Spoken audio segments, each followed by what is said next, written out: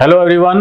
Today we'll be talking about analysis and first impression of SLAT Test 2 that is conducted today from 9 a.m. to 10 a.m. Now, this year Symbiosis was conducted in two phases. Phase 1, that is Test 1, that was conducted on 5th May, and then Test 2 that is conducted today on 11th May.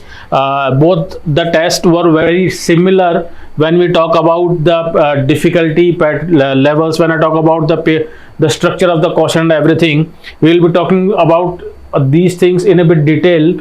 Now, दोनों written test हो गए हैं. What will happen next, थोड़ा सा पहले इसके बारे में बात करेंगे, and then I will talking about drill down analysis of all the sections, first impression, and then very important part in the end I will be talking about the expected cut offs, जो जिस पे आप Symbiosis से call expect कर सकते हैं for PI and wait.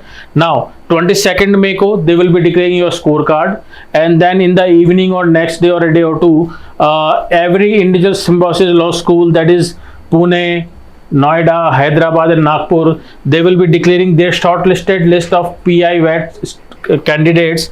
Selection का criteria बहुत सिंपल सा है.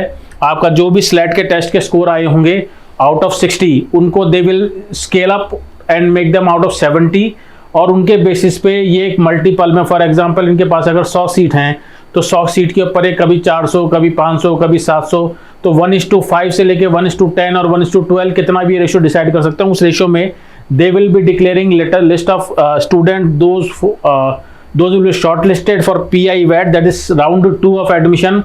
Then PI VET will have a weightage of 30 marks, so 70 marks of written scores जो आपने यहाँ पे स्कोर करे हैं, then 30 marks in PI VET जो आपने वहाँ पे स्कोर करोगे. इनको क्लब करके दिल में के final score out of 100, and on the basis of that score they will decide a merit list, and that will be done college wise basis. So from this time onwards, PI VET everything will be done by individual colleges. Fine.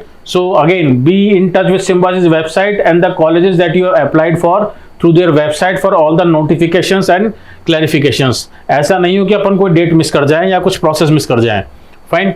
Now slate paper 2 के first impression की अगर मैं बात करता हूं तो it was very much similar to the paper 1 जो 5th May को हुआ था. Again 5th May paper was easy.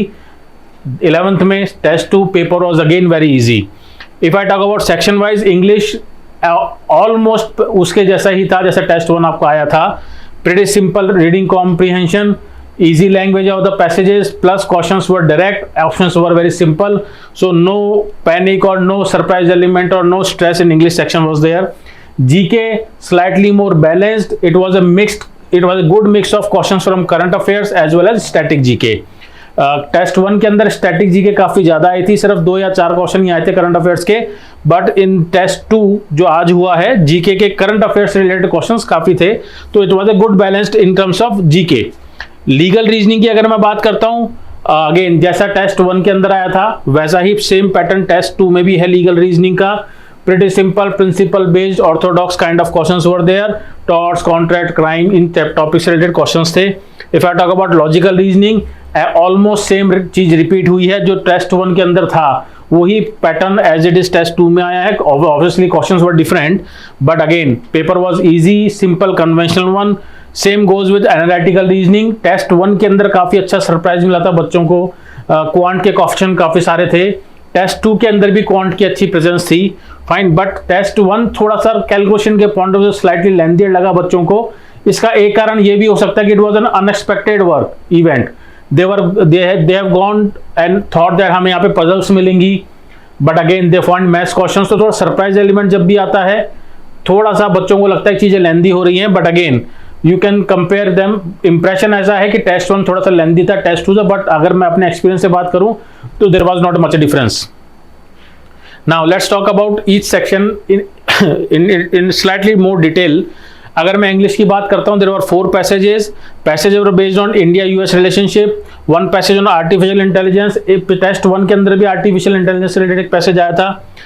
The 1 passage was based on studies and productivity and 1 was on corona and post effects. Now अगर आप इन topics को देखेंगे तो you'll find they are very generic topic और language भी बहुत simple थी. There was no problem in this section. Students should have scored a lot in this particular section. When I talk about GK section, again pretty balanced one as compared to test 1. Current affairs related question कई सारे थे। Topics जिनकी अपन बात करें, question जिनमें पूछा गया है, बुकर प्राइज से रिलेटेड था, फीमेल जज ऑफ सुप्रीम कोर्ट से रिलेटेड था, head office of international court of justice उससे रिलेटेड क्वेश्चन था, G20 समिट से रिलेटेड क्वेश्चन था, India is joint military exercise से रिलेटेड क्वेश्चन था, कुछ स्टैटिक के क्वेश्चन भी थे। बट अगर आप इन टॉपिक्स को देखोगे तो आप यू विल डेफिनेटली फील कि काफी कुछ करंट अफेयर्स ओरिएंटेड था। Fine, but questions were very simple, options भी क्लोज नहीं थे, तो it was doable and scoring section. If I talk about legal section, again simple fact principle based questions were there, torts, contracts, crime, constitution से related question आए थे, negligence के ऊपर question था, vicarious liability के ऊपर क्वेश्चन था, voidable, non voidable, void and voidable contracts इनके ऊपर क्वेश्चन था, consideration, breach of contract, Bharat न्याय संहिता, IPC के ऊपर क्वेश्चन था, कॉन्स्टिट्यूशन के ऊपर क्वेश्चन था, एक आर्टिकल 20 डबल जेओपार्डी इसके ऊपर क्वेश्चन आया था।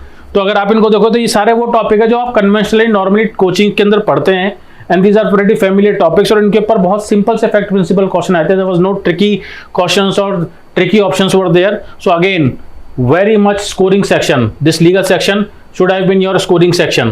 If I talk about logical reasoning, orthodox pattern was there, same as on test 1, blood relation series, alphabet coding, statement, argument, assertion इसके ऊपर क्वेश्चन आए थे। Again pretty manageable section, no surprise element, tricky elements नहीं थे। अगर आप लोगों ने इस तरह के क्वेश्चंस की प्रैक्टिस करी होगी, ढंग से थोड़ा रिवीजन करा होगा, तो इस सेक्शन में भी आप काफी अच्छा स्कोर कर सकते थे। If I talk about analytical reasoning section, test 1 के बाद, वो अगर जिसने भी मेरा टेस्ट 1 के एनालिस्ट का वीडियो देखा होगा, और या मैंने लास्ट मिनट प्रिपरेशन का वीडियो देखा होगा, जो 2 वीडियो मैं स्लाइड के ऊपर ऑलरेडी डाल चुका हूं, तो दो people should have been very much clear कि you should expect quant in test 2 also, and that was there. Quant यहाँ पे भी थी। एक बार ग्राफ से रिलेटेड क्वेश्चन था जिसके अंदर उन्होंने परसेंटेज चेंज के ऊपर क्वेश्चन पूछा था। एक क्वेश्चन प्रॉफिट लॉस अकाउंट के ऊपर रिलेटेड था, वेन डायग्राम के ऊपर क्वेश्चन आया था।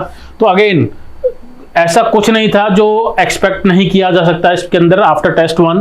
टेस्ट 1 में जब मैथ्स का इन्वॉल्वमेंट काफी दिखा, तो टेस्ट 2 के अंदर भी मैथ्स का इन्वॉल्वमेंट होगा, ये तो प्रेडिक्ट किया जा सकता था। Fine, but questions were very plain in terms of calculation, no trick element was there. जिसने भी थोड़ी बहुत मैथ्स ढंग से करी होगी, they should have score in this section also. Again quite simple question, और इसमें ज्यादा कुछ नहीं था, एक्सपेरिमेंटल ज्यादा कुछ भी नहीं था। If I talk about overall analysis after these 2 test, कि इन दोनों टेस्ट के होने के बाद सिम्बायोसिस के दोनों फेज कंप्लीट हो गए हैं, what if student can expect. देखिए टेस्ट 1 हो या टेस्ट 2 हो, my simple analysis goes that 45 question should have been attempted, 45 plus should have been a decent score. और इसके अंदर मैं कोई भी फ्लूक्स या अप्रोक्सीमेट वर्क काउंट नहीं कर रहा हूँ, जेन्युइन अटेम्प्ट्स की मैं बात कर रहा हूँ। That should have been 45 plus because both the test were easy. अगर मैं पिछले 3 साल के डेटा को अगर थोड़ा सा एनालाइज करूं और इस साल के टेस्ट पेपर्स को एनालिसिस करूं, तो after that what I can predict, obviously यहाँ पे 2-3 नंबर ऊपर नीचे होने का स्कोप हमेशा है, but what can be the predicted cut offs at this point of time after first impression of these 2 test. If I talk about Symbiosis law school Pune, 44 के ऊपर अगर आपका स्कोर आता है तो you can easily expect call from Symbiosis Pune for PI wait. अगर आपका नोएडा का टारगेट है तो 42 plus is the expected cut off. Hyderabad 40-41 से ऊपर अगर आपके नंबर आए तो you can expect a call.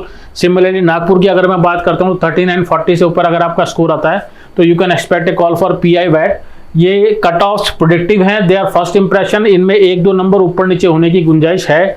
तो अगेन अगर आप इन मार्क्स के बॉर्डर पे भी हैं, आसपास हैं +-2, in that case you should be optimistic and positive.